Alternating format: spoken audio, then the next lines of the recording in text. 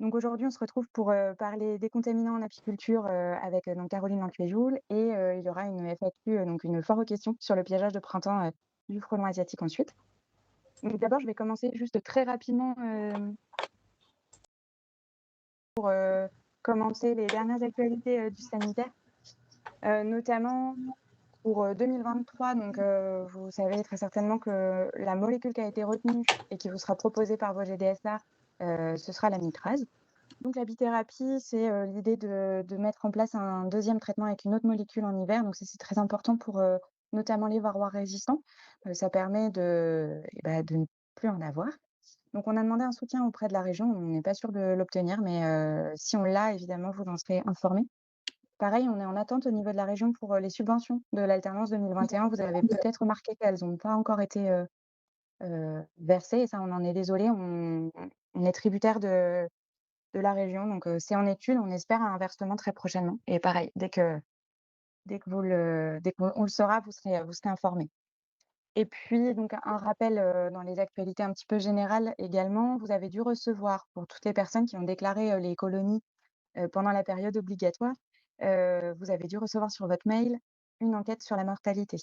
Alors moi personnellement, c'était dans mes spams, donc si vous ne l'avez pas reçu, je vous invite vraiment à regarder dans vos spams. C'est assez important, ça permet aussi de voir au niveau de la région, ce qui s'est passé comme événement sanitaire et on vous prépare, un petit retour sur ce qui s'est fait l'année dernière, pour vous donner une idée. Et là, on va passer donc, très rapidement également sur les dernières actualités sanitaires, un petit peu plus dans le dur, hein, on va dire. Vous avez certainement entendu parler d'Aetina, pardon, tumida à La Réunion.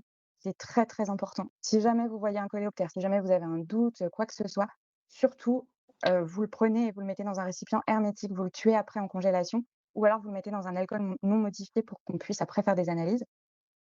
Et c'est très important d'alerter, OMA, dès que vous avez une suspicion. Alors évidemment, vous vous amusez pas à le prendre vivant, à l'observer parce que ça vole. Que ce soit Aetina ou que ce soit un autre coléoptère, il faut vraiment pas que ça s'échappe pour, si c'est Aetina, éviter la contagion, hein, évidemment, la contamination. On espère qu'il y en aura pas sur le territoire, mais vraiment, dès que vous avez une suspicion, restez pas dans votre coin avec, alertez OMA et puis surtout prenez-le avec vous dans un sachet hermétique, une boîte hermétique, enfin voilà, qui puisse pas s'envoler. Et un dernier point de vigilance également, donc après je vais laisser la parole à Caroline pour, les contaminants. Donc c'est la loc, toutes les locs européennes et américaines. Donc l'américaine, elle est encore en déclaration obligatoire. Le dispositif est toujours d'actualité. Donc c'est-à-dire que, si jamais vous avez une suspicion, donc vous alertez, votre vétérinaire, vous pouvez alerter OMA également. Et puis donc surtout, pareil, hein, vous restez pas, sans ressources, hein. On est là pour vous aider par rapport à la loc américaine. La filière est en train de s'organiser pour, mettre en place, un plan sanitaire d'intérêt commun, donc un PSIC. C'est en cours d'écriture. Dès que ce sera passé, on vous fera signe également. On attend les décrets, au niveau, national, pour pouvoir le déposer. Et puis donc la loc européenne, c'est pas réglementé, mais toujours, si vous avez une suspicion, vous pouvez alerter OMA. OMA, il faut savoir que vous avez le droit à une visite, gratuite, si vous avez, entre 0 et 50 ruches, 2 visites gratuites, par an si vous avez entre 50 et 100 ruches et 3 visites, gratuites par an, si vous avez plus de 100 ruches, il me semble. Donc c'est aussi là pour, vous aider sur, le diagnostic et puis, les mesures à prendre. C'est le numéro de téléphone, donc il est, ouvert 7 jours sur 7 et de notre côté, en région, on avait fait passer avec la FRGTV, une enquête pour, connaître auprès des porteurs de plus de 50 ruches, pour connaître un petit peu, ce qui fonctionnait, en termes de mesures de lutte, ce qui fonctionnait, ou pas, hein, parce que c'est intéressant aussi de voir ce qui ne marche pas et donc cette enquête pour 2023, elle sera certainement renouvelée et on fera également une présentation. Voilà, j'espère que je vous ai pas trop, assommé, dès le début et puis je vais laisser la place, donc à Caroline pour la conférence sur les contaminants, pour continuer certainement celle que vous aviez eue l'année dernière sur les intrants en apiculture. Donc là, ce sera les contaminants en apiculture. Ça fonctionne? Ouais. Vous voyez tout. Donc du coup, effectivement, on est dans la continuité d'une formation continue qui avait commencé il y a plusieurs années. Je ne sais pas si vous vous souvenez, on avait fait des formations sur des interventions sur varroa, sur Itina tumida, sur la biosécurité. La dernière, c'était les intrants en apiculture. Et à la demande de la filière, du coup, cette année, on continue dans la suite des intrants en apiculture sur les contaminants en apiculture. Alors, j'entends de l'écho. Je pense qu'il y a quelques micros peut-être qui sont encore branchés. Si Johanna, tu peux les désactiver s'il y en a. Ouais, je vais regarder ça, je vais désactiver ça. Du coup, cette formation, vous voyez tous les logos, hein, c'est vraiment une formation qui a été prévue au niveau national par l'ensemble, enfin qui a été validée par l'ensemble des acteurs. Du coup, proposée par la SNGTV, donc c'est le syndicat des vétérinaires au niveau national. Du coup, la différence entre les intrants et les contaminants, vous l'avez vu l'année dernière, les intrants, en fait, c'est tout ce que l'apiculteur va apporter dans la ruche. Ça va être que ce soit les médicaments pour traiter contre varroa, la cire que vous allez introduire dans la ruche, les matériaux qui vont aller dedans. Les contaminants, c'est plutôt, si vous voulez, tout ce que vous ne maîtrisez pas finalement. Vous avez des difficultés à le maîtriser parce que c'est des éléments qui vont se retrouver non intentionnellement dans la ruche et c'est quelque chose qui est plutôt indésirable, qui n'est pas souhaité, qui n'est pas intentionnel, donc c'est quelque chose qu'on a plus de difficultés à maîtriser. Du coup, on va essayer de réfléchir à ce que c'est que les contaminants. Les contaminants, hein, c'est des substances finalement qui ne devraient pas se retrouver dans la ruche. Ça va être des substances indésirables qui proviendront majoritairement du butinage, forcément, c'est indispensable pour l'abeille.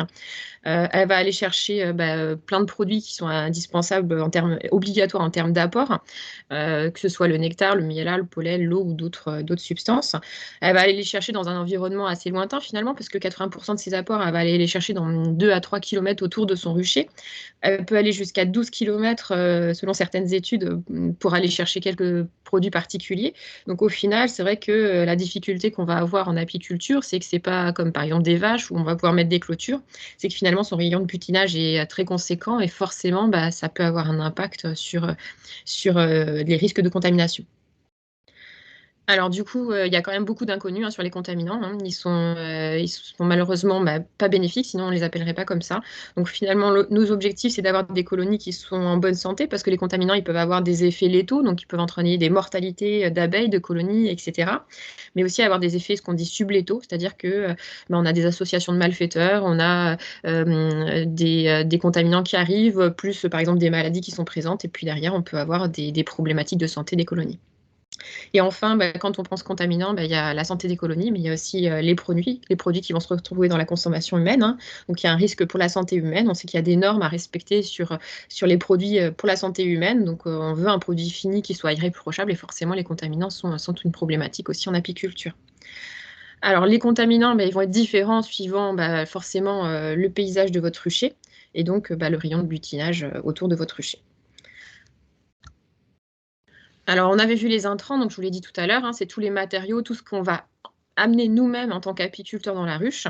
Mais aujourd'hui, on va s'intéresser vraiment aux contaminants.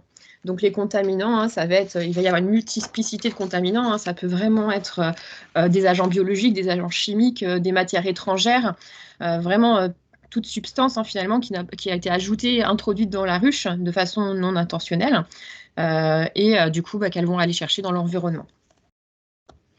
Pour vous faire un petit point, donc on reverra un petit peu les différents contaminants possibles pour la ruche. On essaiera de faire le point sur l'origine des contaminations, les risques et les effets sur les espèces non cibles, et enfin la maîtrise des risques. Et on essaiera de faire une petite conclusion, peut-être tous ensemble. Alors, sur la nature des contaminants, les contaminants, je vous l'ai dit, ils sont de plusieurs sources possibles. On peut avoir des contaminants chimiques de synthèse et naturels, donc c'est ceux dont on parle le plus souvent. Donc les pesticides, ça c'est le terme anglais, mais ça regroupe tous les produits phytosanitaires qui vont arriver sur les cultures. Les biocides, les médicaments, pas ceux destinés aux abeilles. Si c'était les médicaments destinés aux abeilles, vu que c'est vous qui les appliquez, derrière on est plutôt sur des intrants. Là on est sur les médicaments qu'on va mettre sur le bétail, les médicaments humains qui vont se retrouver finalement dans la nature. Les HAP, donc tout ce qui est hydrocarbures, les métaux lourds, etc. Après, vous avez aussi tout ce qui est contaminant physique, on va essayer d'en parler aussi, donc les débris, les microparticules, les radionucléides, les ondes, etc. Et enfin, les contaminants forcément biologiques, par le pillage des abeilles, les abeilles peuvent aller chercher, par exemple, des spores de loques américaines, dont on parlait Johanna tout à l'heure, les varrois, etc. D'autres bactéries, des virus, par exemple le botulisme, on en reparlera rapidement, et des problématiques génétiques avec éventuellement des écotypes particuliers à préserver, que ce soit des abeilles, et les problématiques des OGM. Pour faire un petit point rapide sur tout ce qu'on verra.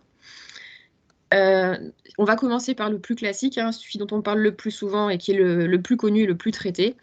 C'est les problématiques de produits phytopharmaceutiques, hein. Ça, c'est un petit bilan des ventes de 2009 à 2020 qui nous permet de voir un petit peu les évolutions de produits phyto vendus sur le marché en France. Il faut savoir qu'en France, il y a 20 ans, on était le troisième pays consommateur, le plus consommateur au monde de produits phyto. Aujourd'hui, on est descendu, hein, mais on est quand même dans le top 10, hein. Les consommations de produits phyto en France, elles sont quand même conséquentes du fait d'avoir des terres agricoles qui soient aussi, et des cultures qui soient importantes.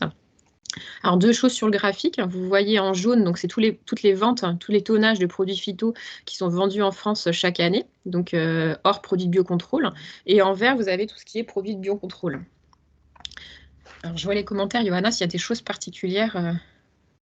Du coup, sur les produits de biocontrôle, on voit bien qu'ils sont en évolution sur les dernières années. Mais on voit que les tonnages, si vous voulez, sur les dernières années en produits phyto hors biocontrôle sont toujours aussi importantes. Il y a quelques artefacts, hein, sur ce graphique. On voit que les tonnages ont énormément augmenté. Par exemple, en 2018, hein, c'était tout simplement des anticipations de stock par rapport à des mesures qui allaient se mettre en place. C'est un truc classique, hein, qu'on a vu notamment sur tout ce qui était vente d'antibiotiques, hein, quand on a mis en place des règles sur la vente des antibiotiques et les restrictions d'utilisation des antibiotiques sur les animaux. Derrière, forcément, il y a eu les années juste d'avant, il y a eu du stockage qui a été fait, c'est humain malheureusement.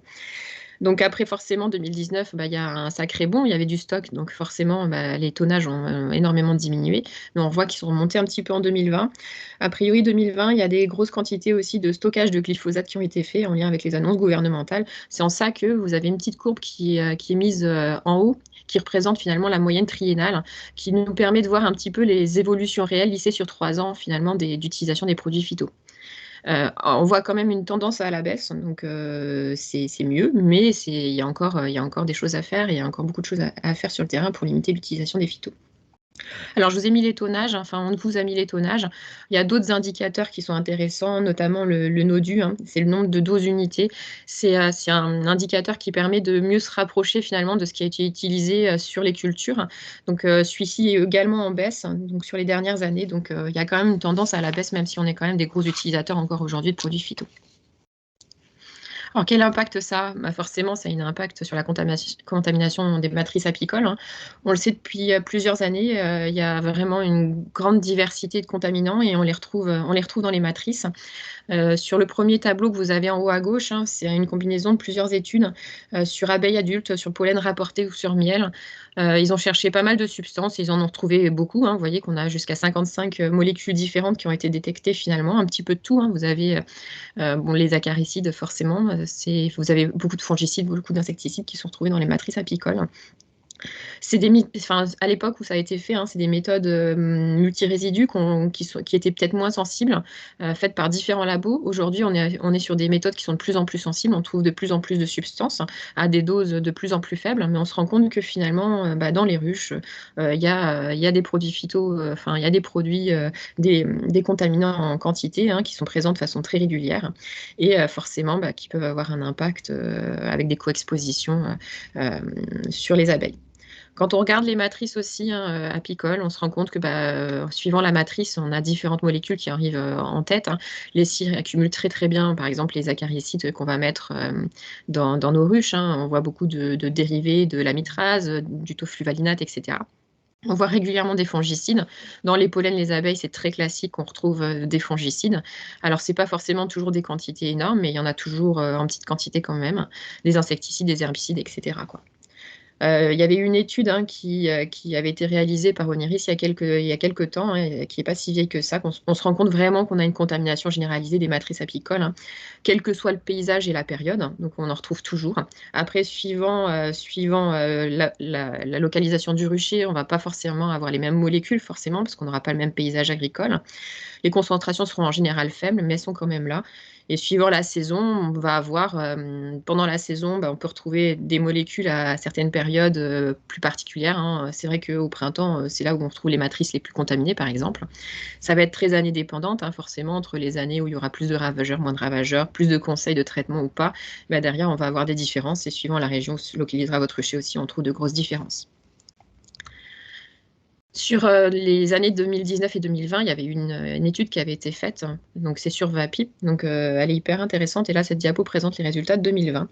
Ils avaient étudié sur 7 territoires, ils avaient mis un protocole commun finalement, avec un rucher qui était mis à disposition par les apiculteurs, avec 10 colonies qui étaient suivies toutes les semaines, hein. Il y avait des prélèvements qui étaient réalisés, il y avait toute une étude qui avait été faite sur le rayon de butinage autour des colonies. Les sites, vous voyez les départements qui sont indiqués et sur la gauche. Et du coup, ils avaient fait des analyses sur les butineuses et les pollens de trappe. Alors que ce soit en 2019 ou en 2020 que ces études ont été faites, en 2019, c'était 40% finalement des échantillons qui étaient contaminés. Donc, pour résumer, hein, vous voyez sur la gauche, en fait, les résultats des analyses qui ont été faites dans cette étude-là en 2020. Donc, sur les 7 sites, hein, 7 sites dans 7 départements différents. On se rend compte, ce que je vous disais tout à l'heure, c'est qu'en 2019, on avait en moyenne 40% finalement des échantillons qui étaient contaminés au niveau des abeilles et 61% au niveau des pollens de trappe. Par contre, avec une très très grosse variabilité suivant les sites. Si vous prenez par exemple sur les abeilles, sur le site de la Drôme, hein, au niveau du 26, là, vous aviez 100% des échantillons qui étaient contaminés. Pour savoir, enfin pour vous dire, hein, le rucher en question, donc c'est le plus impacté de l'étude, il était en zone d'arboriculture, en pollinisation d'abricots. Le site du 48, donc en Lozère, on voit qu'aucun échantillon d'abeilles n'était contaminé. Mais là, vous êtes en zone de polyculture élevage, donc c'est le rucher le moins impacté de l'étude. Après, on regarde sur les résultats qu'on voit en 2020, hein, c'est pareil, on a 35% des échantillons de butineuses qui sont contaminés, et puis 67% des pollens contaminés également. Donc on voit bien que suivant il y a une tendance quand même générale à avoir une contamination d'une grosse partie des échantillons réalisés, mais par contre on a quand même une variabilité suivant le type de rucher et le rayon, et l'environnement des colonies, quoi. Alors au niveau des substances retrouvées, hein, le classique, on retrouve quand même beaucoup de fongicides, un peu d'insecticides, quelques herbicides, etc., quoi.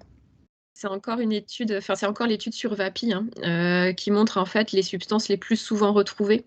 Il y a eu 28 substances différentes qui ont été retrouvées sur les butineuses et 61 substances différentes retrouvées sur les pollens de trappe. Ils ont été classés par ordre de détection. Donc, ce qu'on retrouve le plus classiquement, c'est ce que je vous disais tout à l'heure, c'est des fongicides, hein, qui sont là, qui sont très présents et en quantité importante. On retrouve aussi quelques insecticides, mais comme je vous le disais, on a une grosse variation suivant le paysage de l'apiculteur.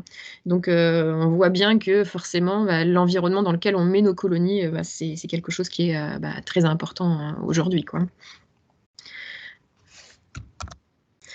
Ça, c'est un exemple d'analyse, hein, pour vous montrer que nos abeilles aujourd'hui vivent dans un environnement qui est quand même bien pollué. C'est des résultats d'analyse de cire. Alors pour ceux qui avaient suivi la formation de l'année dernière, on vous avez montré des résultats d'analyse de cire qui avaient pu être faits sur des cires de corps, des cires de hausse, des cires d'opercules, etc. On se rend bien compte que quand on fait des analyses de cire, on rencontre très très fréquemment des fongicides, des acaricides, hein, qui sont des dérivés de nos médicaments. Et puis d'autres produits de l'environnement assez classiquement. Donc c'est pour vous dire qu'en gros, il y a dans l'environnement de la colonie, dans la ruche, les contaminants sont quand même très présents aujourd'hui, quoi. Si on fait la suite des contaminants, après les contaminants chimiques, dont on parle le plus classiquement parce qu'on connaît davantage leur impact sur les colonies, on va parler des contaminants physiques. Alors on va commencer par parler des radionucléides. Alors ça, c'est quelque chose de pas classique, hein. C'est des substances finalement qui peuvent être facilement intégrées, finalement, qui peuvent facilement s'accumuler dans les tissus. On a des données sur le miel, sur la propolis, où on sait qu'il y a une accumulation possible des radionucléides dans des zones contaminées. On a très peu de données sur les impacts que ça peut avoir sur l'abeille, mais ce qui est sûr, c'est qu'il y a des surveillances qui sont systématiques finalement en France, dans toutes les zones autour, 10 km autour des installations nucléaires, pour vérifier en fait s'il y a des impacts particuliers. En attendant, aujourd'hui, on n'a vraiment quasiment aucune info sur l'impact que ça peut vraiment avoir sur les abeilles. Alors la question des ondes, alors vous avez peut-être un avis sur la question. Il y a eu pas mal de recherches qui ont été faites sur les ondes. Il y a beaucoup de publications, mais il y en a beaucoup vraiment, sur l'impact des ondes sur les abeilles. Alors, il n'y a aucun consensus. Moi, à vrai dire, j'en ai pas non plus. Quand on regarde un petit peu les publications, il y en a où ils parlent d'effets des ondes sur l'abeille, d'autres non. Donc, je vous avouerai que je vous laisserai vous faire votre propre avis. Il y a quand même pas mal de biblios sur le sujet qu'on peut retrouver, donc c'est toujours intéressant. Et puis après, tout ce qui est particules Et diverses, hein, qu'on pourrait retrouver finalement dans le miel, par exemple. Hein, ça peut être des petits objets, des fragments de matériel, des fragments de bois, des petites échardes, etc., des petits animaux. Donc ça, forcément, ça peut aussi avoir un impact sur le miel, notamment lors de la préparation du miel. Donc forcément, il y a des moyens de maîtrise à mettre en place qui sont intuitifs en fonction des problématiques rencontrées.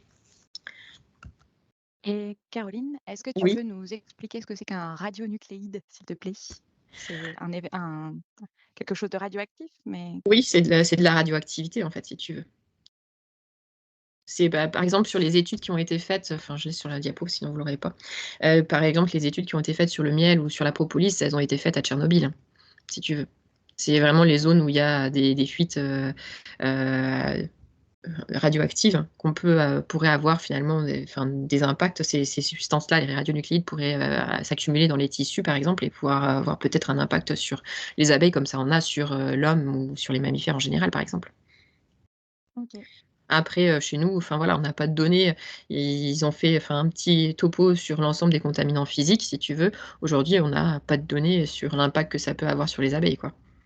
On sait juste que les études qui ont été menées dans les zones à problème, finalement, forcément, on voyait qu'il y avait des accumulations dans le miel ou dans la propolis et que ça pouvait avoir un impact du coup pour la santé humaine. D'accord. Ah, dans les contaminants physiques, moi, je trouve les plus intéressants et intrigants, entre guillemets, pour le futur, c'est tout ce qui est microplastique. Les microplastiques, hein, c'est vraiment des tout petits morceaux de plastique que vous voyez même pas à l'œil nu, quoi. Ça peut être des particules qui vont du micron jusqu'à quelques millimètres, de différents matériaux, hein, que ce soit différents matériaux plastiques, hein, d'origine PVC, polyester ou ce que vous voulez. Les impacts, ils sont étudiés depuis pas longtemps et ils sont très mal cernés, en fait, hein. On sait que ça a pas d'effet direct, par exemple, sur la santé de l'homme, mais ça a plein d'effets indirects, notamment en termes de contamination des océans, et cetera. Qu'il y a des études qui apparaissent sur l'impact que ça peut avoir sur certains animaux. On connaît les effets cancérigènes du plastique, des perturbateurs endocriniens, et cetera. On sait qu'ils s'accumulent, comme je le disais, dans l'eau, dans des bouts de station, dans l'air, qui peuvent vraiment contaminer toute la chaîne alimentaire, quoi.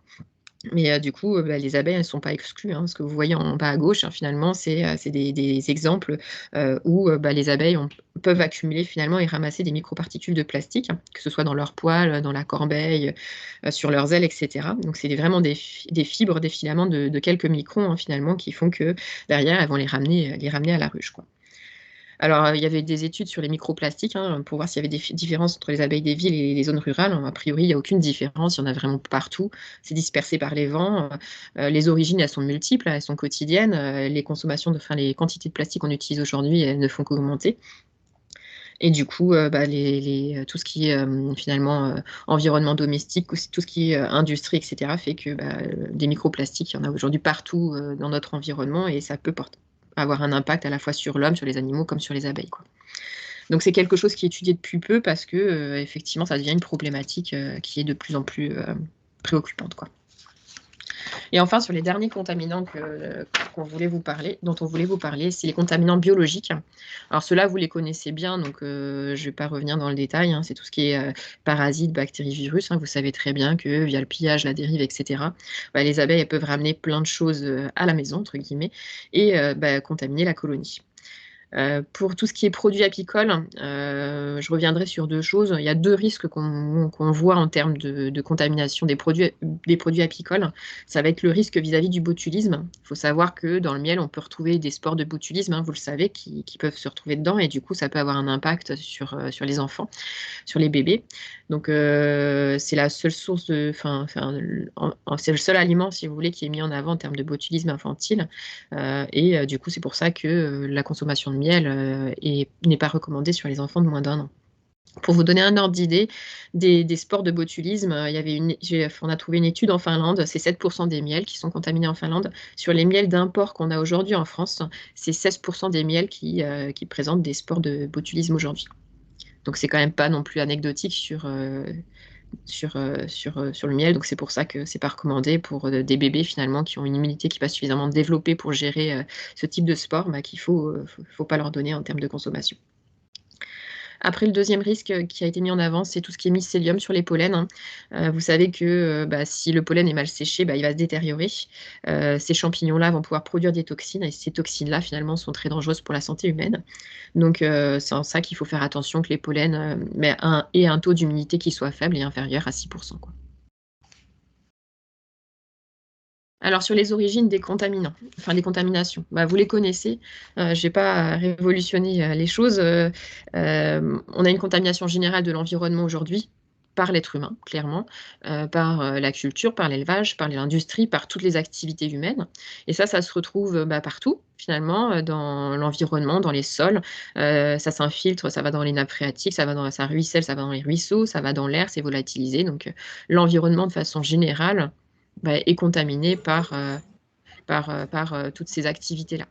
Et forcément, l'abeille, on l'a dit souvent, notre sentinelle de l'environnement, par ses activités de butinage, elle va aller chercher dans l'environnement, dans l'eau, dans le nectar, dans le pollen, elle va finalement aller chercher ces contaminants qu'elle va ramener à la ruche. Sur les différentes sources des contaminants liés à différents usages, donc vous avez les cultures, enfin ça vous le connaissez par cœur, tout ce qui est élevage et soins, que ce soit pour les animaux ou pour l'homme, les traitements, forcément ils vont se retrouver dans l'environnement, tous les médicaments, etc. Donc la contamination de l'environnement, elle est là, donc forcément on peut avoir derrière une contamination qui ressurgit et qui peut aller jusqu'aux abeilles. Tout ce qui est industrie et transport, tout ça, ça peut avoir des impacts sur nos abeilles également. On revoyait une étude notamment sur tout ce qui est émissions de gaz. Les émissions de gaz peuvent avoir un impact sur les abeilles et diminuer finalement leur capacité à détecter certaines odeurs florales. Donc, derrière, ça peut être une problématique également.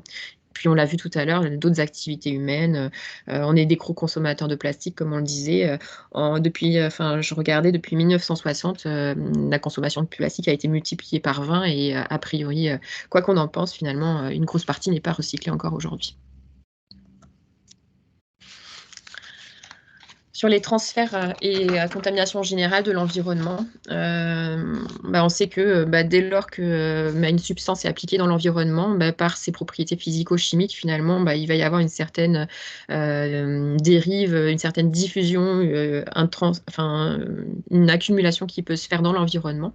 Et cette accumulation peut se faire à plus ou moins long terme. Donc, il va y avoir du ruissellement, il va y avoir de la volatilisation. Finalement, on va le retrouver vraiment à toutes les strates. On peut retrouver ces substances-là qui vont s'accumuler pendant des années parfois dans notre environnement et créer une exposition, que ce soit pour l'homme, pour les abeilles ou pour d'autres espèces animales. Sur l'exposition de l'abeille et le transfert vers la ruche et les produits apicoles, l'abeille, elle se contamine de deux façons, soit par contact, elle se retrouve directement en contact avec le contaminant, donc ça c'est quelque chose qui peut arriver, soit c'est tout simplement régulièrement par voie buccale qu'elle va rapporter finalement, il va y avoir un rapport de ces contaminants directement dans la ruche, ce qui va entraîner une contamination des produits apicoles, que ce soit les pollens de trappe, les pains de pollen, miel, cire, etc. Derrière, tout le monde est exposé, que ce soit les abeilles adultes, toutes les castes, le couvain, etc. Parce que vous savez très bien qu'entre les abeilles, via la trophalaxie, etc., elles vont stocker, elles vont se partager finalement ces contaminants et derrière, l'ensemble de la colonie est exposé, quoi. Alors, sur les risques que ça peut avoir, du coup, le problème, c'est que y a beaucoup de choses il y a des choses qu'on peut voir. Le classique, c'est une exposition directe, finalement, par exemple, un produit phyto, un insecticide. Ça peut avoir un effet aigu et entraîner la mortalité, par exemple, des butineuses devant la ruche. Ça, vous allez le voir, c'est facile à voir. Par contre, aujourd'hui, il y a plein d'autres situations, finalement, où soit on ne voit rien du tout, Par exemple, ça peut être de la mortalité butineuse sur le site d'exposition directement. Et finalement, vous verrez plus tard finalement qu'il y a peut-être une dépopulation, un affaiblissement, mais finalement, vous le verrez que tardivement parfois. Soit c'est des effets finalement avec des associations de malfaiteurs et vous verrez pas les effets immédiatement. Et c'est en ça que c'est compliqué. Parce que les effets qu'on voit aujourd'hui sur le terrain, c'est pas le plus fréquemment des effets immédiats avec une mortalité aiguë. Voilà. En attendant, quand vous voyez quelque chose qui est important, c'est que c'est d'avoir de la réactivité, c'est d'essayer de, dès que vous détectez un problème, c'est un petit peu pour ça qu'OMA s'est monté, hein, c'est de déclencher immédiatement une suspicion, enfin voilà, de contacter OMA. C'est pour ça que la troisième voie s'est mise en place, parce que finalement, il y a les mortalités massives aiguës qui existent, hein, donc ça, c'est quelque chose qu'on rencontre encore aujourd'hui sur le terrain, mais on a aussi beaucoup de choses où on se rend compte finalement, et on ne sait pas toujours interpréter, qu'on a des effets secondaires, des affaiblissements qu'on n'explique pas toujours, et finalement, derrière, des co-expositions qui sont présentes, quoi. Donc, effet visible ou pas, hein, c'est vraiment ce que je disais là tout à l'heure. On ne va pas forcément avoir systématiquement, suite à une exposition, une contamination, finalement, les mêmes effets sur une colonie. On peut avoir, comme je le disais, progressivement, finalement, des associations de malfaiteurs qui vont se mettre en place et finalement, des symptômes qui vont être différents d'une colonie à l'autre. Donc, le classique avec un tas d'abeilles mortes devant la ruche, ça, il faut le déclarer immédiatement, ça c'est sûr. Mais parfois, on peut avoir des effets plus sournois ou qui vont arriver plus tardivement. Alors, qu'est-ce que voit l'apiculteur? C'est ce qu'on a vu tout à l'heure. Ce qu'il ne voit pas, le problème, c'est on ne voit pas toujours l'exposition aux contaminants. On ne voit pas la contamination qu'on a dans nos matrices apicoles, la contamination qu'on a dans le couvain. Du coup, des fois, on n'a pas les liens entre les signes et l'exposition qui se font parce qu'on peut avoir des choses qui sont décalées dans le temps. Donc au final, c'est là où c'est très délicat, c'est que finalement, les impacts sur les abeilles, on les voit parfois tardivement, mais on sait que ça peut créer chez les abeilles des pertes d'apprentissage. Ça a été publié, revu dans plein de publications, des perturbations de l'orientation, des non-retours à la ruche, une baisse d'immunité individuelle et collective, et puis aussi d'autres impacts, par exemple sur la taille des acinées et des glandes hypopharyngéennes. Donc ça, c'est étudié, mais après, l'effet visible sur le terrain, il est compliqué à mettre en évidence, et c'est en ça que il est important de bien suivre, de bien identifier dès lors qu'il y a un problème sur les ruches, pour qu'on essaye d'identifier s'il y a des co-expositions possibles ou pas. Dans les colonies, hein, vous savez que, comme on le disait tout à l'heure, les contaminants vont circuler énormément. Il y a beaucoup de transferts qui se font au niveau du superorganisme. La trophalaxie, comme on le disait tout à l'heure, elle joue beaucoup. C'est des exemples, hein, en une nuit, sans nourrice, ça peut alimenter en gelée 16% de l'ensemble des abeilles. 25% de la gelée est donnée aux adultes, principalement aux butineuses. Donc on se rend vite compte que les échanges au niveau de la colonie sont très importants, donc la circulation finalement des contaminants dans la colonie est aussi très importante. Donc finalement, la santé de la colonie est vraiment liée à tous les niveaux, hein. Ça passe des butineuses, ça va aller vite aux larves, etc. On le voit bien, hein, quand on a un problème ramené par les butineuses jusqu'à la ruche, quand elles arrivent à le ramener jusqu'à la ruche, très rapidement, ça a un impact sur les nourrices, sur les larves, etc. Alors, comment vérifier qu'il y a une contamination? C'est très compliqué. Comment on fait aujourd'hui? On accentue vraiment les choses sur les commémoratifs. On a besoin des éléments, de dater un petit peu les suspicions. Vraiment, quand on fait une enquête, on va vous demander pas mal de choses, hein. C'est en ça que votre registre d'élevage est crucial, parce qu'il faut qu'on sache un petit peu ce qui s'est passé en termes d'historique sur votre colonie ou sur votre rucher. On envoie les analyses dans des laboratoires agréés. Aujourd'hui, on a des laboratoires qui sont de plus en plus performants. Des analyses qu'on faisait il y a 5-10 ans, ce n'est pas les mêmes analyses qu'on a aujourd'hui, hein. Les seuils ne sont plus les mêmes. On arrive à détecter des choses qui n'étaient pas détectées avant. Après, la difficulté, c'est d'interpréter les résultats, hein, parce qu'on peut être en dessous finalement des seuils qui auraient un impact potentiel sur des colonies, si vous voulez, ou sur des abeilles, mais parfois l'association de plusieurs peut faire en sorte que ça peut créer des impacts. Après, vous savez très bien que tout ce qui est molécules disparaissent très vite des matrices apicoles. L'importance de la réactivité sur le terrain, voilà, il ne faut pas hésiter à appeler immédiatement.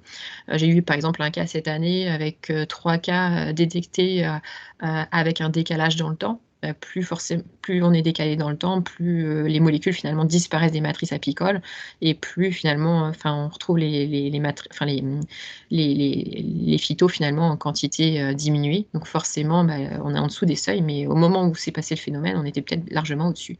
Donc faut vraiment être réactif. C'est souvent le vendredi, mais c'est pas grave. Faut pas hésiter à appeler un vendredi soir. Un vendredi soir, parce que si on fait les prélèvements tout de suite, on peut avoir des choses qui sont plus intéressantes en termes d'interprétation. Sur les analyses, donc on fait des analyses chimiques. Quand on ne sait pas ce qui a pu être dans l'environnement des abeilles, parce qu'on n'a pas forcément les informations, c'est des multirésidus, on recherche des centaines d'agents en même temps. Alors l'avantage de savoir, souvent il y a des enquêtes environnementales qui peuvent être réalisées sur le terrain, ce qui nous permet finalement de savoir ce qui a pu être mis dans l'environnement du rucher et à ce moment-là de pouvoir cibler les molécules et puis derrière d'avoir des résultats qui soient encore plus poussés et de ne pas risquer de se tromper entre guillemets, quoi. Après, on peut faire des analyses d'agents biologiques, comme on le disait, hein. Souvent, comme je vous le disais, on a des associations de malfaiteurs et puis d'autres analyses à réfléchir sur les agents physiques. Aujourd'hui, je vous disais qu'on n'a pas encore beaucoup d'informations sur ces données-là, quoi. Comment maîtriser les risques? Un risque, c'est un danger plus une exposition. Donc, du coup, soit vous voyez sur le graphique, j'espère, un danger finalement et la personne est exposée. Donc là, vous avez vraiment le risque. S'il n'y a pas de danger mais qu'il y a une exposition, il n'y a pas de risque. Et s'il y a un danger et pas d'exposition, finalement, il n'y a toujours pas de risque. Donc, c'est vraiment l'association des deux qui fait que derrière, nos abeilles vont prendre un risque. Donc, il faut essayer de limiter finalement soit l'exposition, soit l'apparition du danger. Donc sur les maîtrises, ça c'est un schéma classique que vous allez voir, j'espère bientôt, de maîtrise des risques de contamination. C'est un schéma qui est utilisé classiquement. Donc pour essayer de voir comment maîtriser les risques en routine. Donc c'est pas toujours évident. Ça peut être plein d'actions possibles. Et moi, celle que je pense la plus intéressante aujourd'hui, c'est de continuer de discuter avec les agriculteurs pour essayer de discuter sur l'impact que peut avoir finalement les phytos sur nos abeilles et d'échanger pour essayer de limiter finalement les risques d'exposition de nos abeilles. Il y a plein de choses qui sont possibles, hein. Vous savez que maintenant, les traitements de nuit, c'est quelque chose qui est obligatoire, en fin de journée, ou voilà. C'est une façon de changer le comportement, changer le processus pour essayer de limiter l'exposition des abeilles. On peut réfléchir à bouger ces colonies, les fermer en fonction des produits qui pourraient être appliqués. Donc, il y a des choses qui pourraient être envisagées. Donc, l'objectif, c'est d'essayer de limiter un petit peu à la fois soit l'exposition, soit le danger pour finalement avoir un risque qui soit le moindre possible pour les abeilles. Alors, ce qu'on peut faire, nous, d'un point de vue individuel, c'est faire en sorte qu'on ait des colonies le plus en santé possible. Éviter tout ce qui est situation de pillage ou de dérive qui forcément ont un impact pour nos colonies. Gérer varroa, vous le savez ça parfaitement, parce que voilà, varroa est une catastrophe pour nos colonies, donc forcément il les affaiblit et les rend plus fragiles à plein d'autres choses. Intervenir dès lors qu'il y a un problème, être réactif, ne pas hésiter à contacter son vétérinaire, etc. Et puis collectivement, comment faire pour maîtriser les risques biologiques? C'est ne pas oublier que chaque année, il faut déclarer ses ruches. Alors vous n'êtes pas surveillé. L'objectif, c'est vraiment que si un jour il y a un problème notamment majeur, Johanna parlait d'Etina, c'est pas anodin, hein, c'est parce que Etina est à La Réunion, c'est parce qu'on sait très bien que quand on est réactif, comme ça l'avait été en 2005 au Portugal, on peut gérer ce type de problème. Quand on ne l'est pas, ça se passe comme en Italie et le problème malheureusement ne peut être géré et la situation dérive, quoi. Donc si on veut faire en sorte de pouvoir gérer les risques biologiques collectivement, la déclaration des colonies est une chose très importante. Déclarer dès lors qu'on a un souci, ça peut arriver à n'importe qui. Parce que voilà, on n'est pas à l'abri d'avoir une colonie loqueuse, d'avoir une colonie, d'avoir Etina, pourquoi pas chez soi, etc. C'est pas un tabou, ça peut arriver à n'importe qui. Donc ne pas hésiter à le déclarer, à s'impliquer dans le sanitaire et puis à être actif dans tout ce qui est police sanitaire. Sur les risques biologiques pour le consommateur, on en a parlé tout à l'heure. Pour le pollen, je vous l'ai déjà dit, c'est faire en sorte d'avoir des conditions de séchage du pollen qui soient satisfaisantes. Pour tout ce qui est sport, au rucher, c'est faire attention où on pose ses hausses, son matériel, etc. Ne pas les mettre directement sur le sol. Les protéger lors du transport et du stockage et d'avoir une miellerie qui soit la plus propre possible, etc., quoi. Et on vous l'a dit tout à l'heure, ne pas donner de miel aux enfants de moins d'1 an. Sur la maîtrise des risques chimiques, ça c'est compliqué parce qu'on l'a dit tout à l'heure, hein, finalement les contaminants sont partout. Ils sont partout, mais en même temps, on a bien vu que, ils sont plus présents dans certains endroits plus que d'autres. Donc l'objectif, c'est d'essayer de bien choisir l'emplacement de son rucher. Finalement, c'est là où on est le plus actif possible pour finalement limiter un petit peu l'exposition de nos abeilles aux contaminants. Donc de réfléchir entre les zones de culture, les industries, les zones urbaines versus les environnements plus sauvages, etc. D'échanger avec le voisinage, de savoir un petit peu qui fait quoi sur les cultures, etc. D'en discuter ouvertement pour essayer de sensibiliser aussi les différents acteurs à ce risque-là. Et puis après, vous avez des outils qui sont à votre disposition. Vous avez notamment Beegees, qui est hyper intéressant, moi je trouve, qui vous permet d'aller regarder, c'est en libre accès à tout le monde, aller regarder un petit peu l'environnement de vos colonies, savoir dans un rayon de 2 km, 3 km, vous pouvez le régler comme vous le souhaitez, savoir ce que vous avez dans votre environnement proche ou plus lointain, pour essayer de limiter finalement les risques pour votre rucher. Et puis d'avoir des bonnes pratiques à la miellerie également, en emplacement. Collectivement, c'est, je dirais, moi, il y a des réglementations qui sont en place aujourd'hui pour essayer de mieux maîtriser ces risques chimiques. Le plan pollinisateur, notamment, qui se met en place depuis 2021, donc avec des nouvelles restrictions. Moi, je dirais que collectivement, vous avez des dispositifs de surveillance, détection qui existent. OMA est là pour ça. En fait, si on ne remonte pas de cas à OMA, au SRAL, au service régional de l'alimentation, finalement, qu'est-ce qui se passe au DDPP? C'est qu'ils concluront qu'il n'y a pas de souci particulier sur le terrain. Aujourd'hui, sur une grosse partie des visites qui peuvent être faites en troisième voie, des analyses pesticides peuvent être réalisées de produits phyto pour essayer justement de mieux comprendre ces co-expositions, etc. Et du coup, de remonter ces problématiques au niveau national. On a eu des cas dans les années passées où finalement on s'est retrouvé avec des impacts sur les abeilles, où finalement, même si les produits phyto étaient utilisés selon le cahier des charges reconnu, ces impacts-là ont été remontés en phytopharmacovigilance pour expliquer que ça avait un impact sur les abeilles. Donc il y a beaucoup de lobbying, il y a beaucoup de pratiques agricoles qui sont encore très à risque aujourd'hui pour nos abeilles, mais collectivement, nous, en tant qu'apiculteurs, on a un devoir de surveillance et de remonter ces informations pour sensibiliser tout le monde, quoi. Sur la maîtrise des risques physiques, les radionucléides, on l'a dit, c'est à proximité de tout ce qui est installation nucléaire, donc il faut mieux éviter. Au niveau du rucher, c'est, comme on le disait, par rapport, par exemple, au botulisme, ne pas trop poser le matériel directement sur le sol, surélever la ruche, etc. Protéger les hausses lors de leur transport, etc. Et puis à la miellerie, c'est faire en sorte d'avoir un miel le plus propre possible, donc le faire maturer, gérer tout ce qui est résidus, etc., le filtrer, etc., pour limiter les risques de contamination. Pour conclure, du coup, rien n'est figé, c'est un diaporama, un instant T. Vous voyez bien qu'il y a plein de choses qui évoluent dans le temps. Les contaminants, ils évoluent en qualité dans le temps. Les analyses sont de plus en plus pertinentes, je vous le disais tout à l'heure, donc on les retrouve plus facilement aujourd'hui. Ce qui fait que de plus en plus de molécules sont retirées du marché. Donc ce qui est important, si vous voulez, c'est que notre abeille, c'est notre sentinelle un petit peu de l'environnement. Elle ramène beaucoup de choses à la ruche. Et dès lors qu'il y a un problème, c'est de pouvoir remonter ce problème-là pour qu'il soit pris en compte pour éviter que ça continue, quoi. Donc, comme on le disait, tout ce qui est politique publique, pratique agricole et apicole doivent évoluer conjointement. Mais pour ça, il faut qu'il y ait beaucoup de discussions, qu'il y ait beaucoup d'explications et que derrière, il y ait une volonté finalement d'essayer de concilier ces activités humaines et ces activités apicoles pour le bien-être futur de nos abeilles et leur santé surtout. Du coup, je vous remercie pour votre attention. J'espère que ça vous a intéressé un petit peu. Il y a plein de questions, plein d'interrogations encore aujourd'hui sur les contaminants. Aujourd'hui, on les trouve de plus en plus.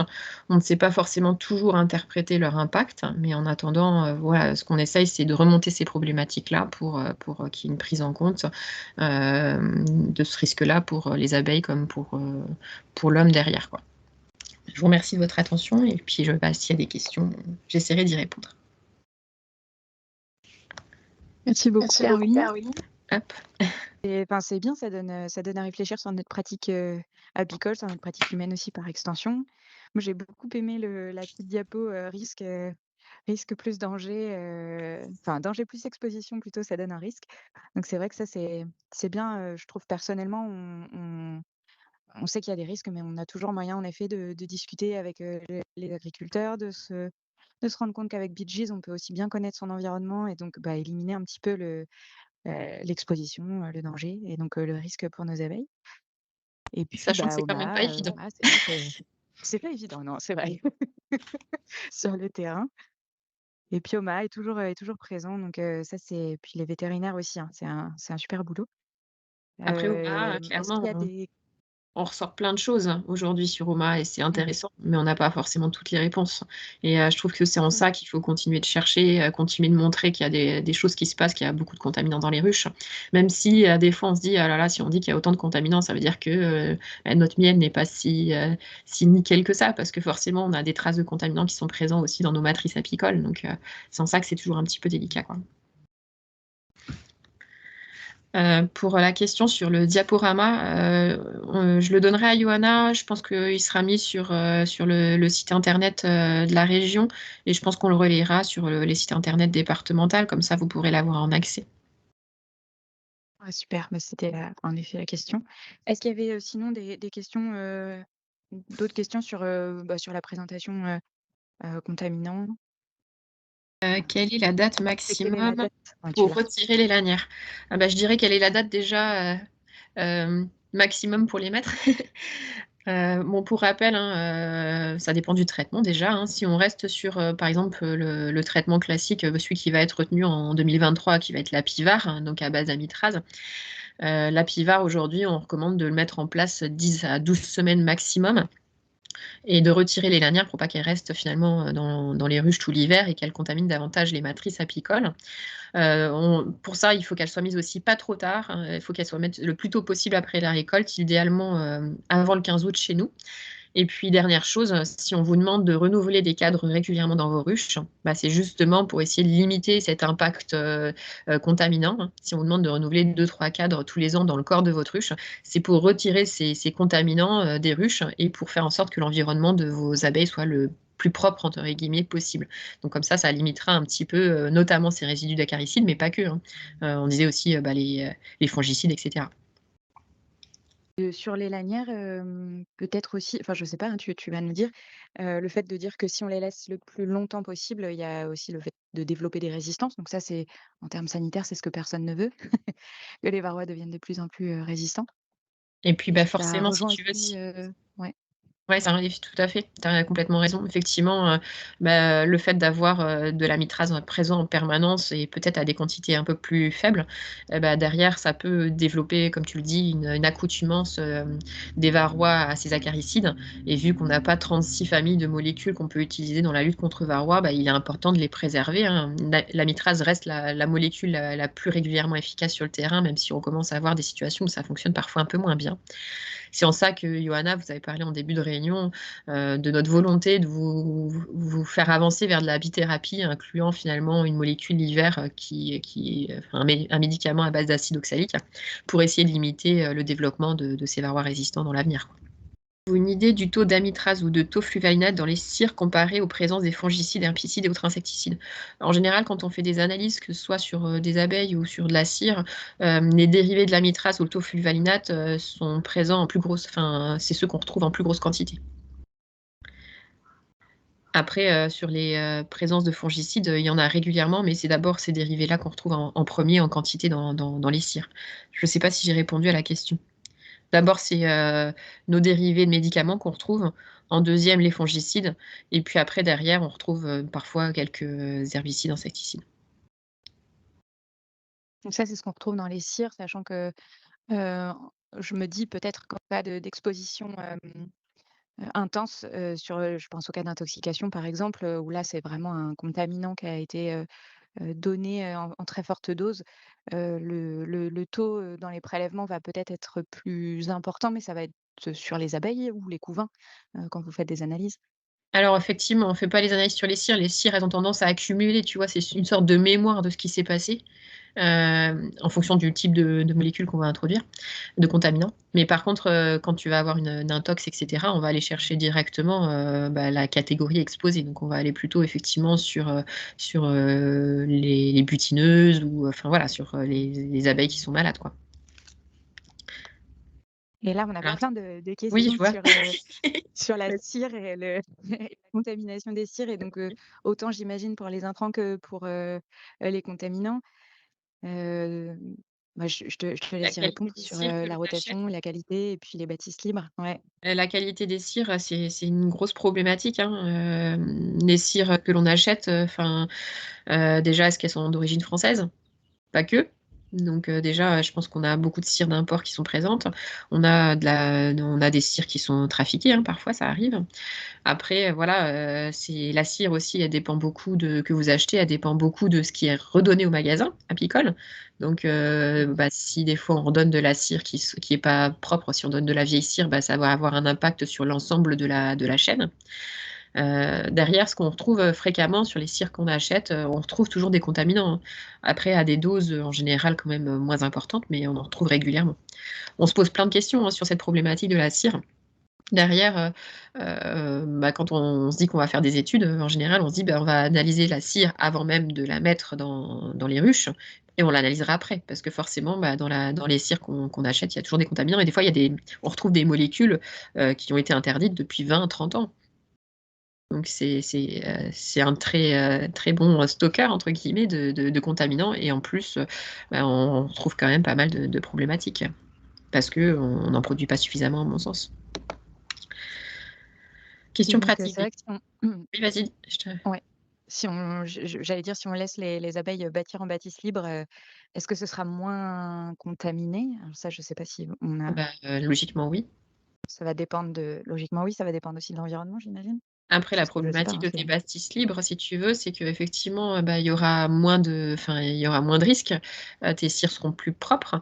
Le problème, c'est, il faut maîtriser cette bâtisse libre et souvent, ça dépend de la période de l'année où tu le mets, elles peuvent avoir tendance à faire beaucoup de mâle. Faut pas oublier que, quand il y a beaucoup de couvains mâles, ça fait de l'élevage de varroa aussi, quoi. et on ne veut pas faire de l'élevage de varroa, ça, on est tous d'accord, je crois là-dessus. Et il y avait aussi une question sur, le fait de se dire que si on a des cadres, on va dire avec de la cire suffisamment jeune, hein, jaune, très clair, mais qui ont été stockés, cet hiver donc c'est Claude, je crois qui nous posait cette question de se dire, ça a été stocké mais finalement ça a un petit peu moisi. Est-ce qu'on peut les remettre, heu, dans le dans le corps de la ruche ou dans les hausses, pour y stocker du miel, notamment et si c'est dans les hausses pour le récolter? S'il y a des On moisissures, moi sort un petit j'éviterais peu quand du même. cadre. Ouais, moi j'éviterais de le faire. Je préférerais les faire refondre, en fait.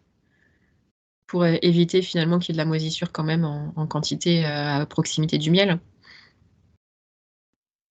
Et puis ça leur donne quand même, je pense, si elles le Du nettoient, travail en plus. énormément de boulot, ouais. Est-ce que j'ai vu qu'il y avait une main, mais qui était levée, mais finalement qui s'est baissée. Est-ce qu'il y avait d'autres questions? Est-ce qu'on a répondu à